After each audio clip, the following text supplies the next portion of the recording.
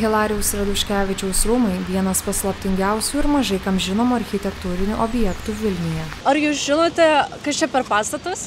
Čia? Taip. Ne. Nežinau. Ne. Neprisimenu. Ne. Stovintys Kalvarijų gatvėje Šnipiškėse, jie išsiskiria neogotikinių elementų gausa.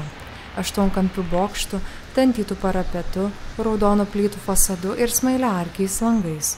XIX amžiaus pabaigoje Vilnius modernėjo. Gydytojo ir miesto dūmos nario Hilarijaus Raduškevičiaus iniciatyva 1894–1897 metais buvo pastatyti rūmai, skirti ne tik gyvenimui, bet ir miesto ateities vizijai. Iš pradžių tai buvo didelis pastatų ansamblis, tačiau 20 amžiaus viduryje, plečiant gatvę ir viešojo transporto infrastruktūrą, dalis rūmų buvo nugriauta.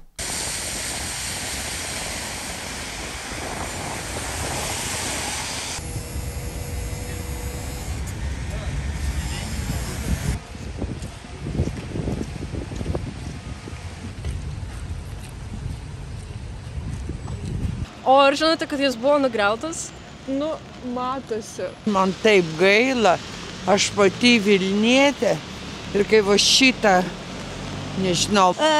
Nežinau, kad buvo nugriautas, bet labai fainas tas pastatas, pats fainiausias. Kadangi nepavyko rasti to meto ekspertų ar visuomenės kritikos dėl dalinio pastato nugriovimo, galima spėti, kad tai lėmė sovietų valdžios cenzūra.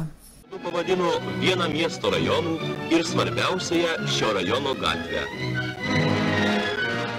Gyventojai Facebook platformoje išreiškė nepasitenkinimą dėl rūmų dalies nugriovimo.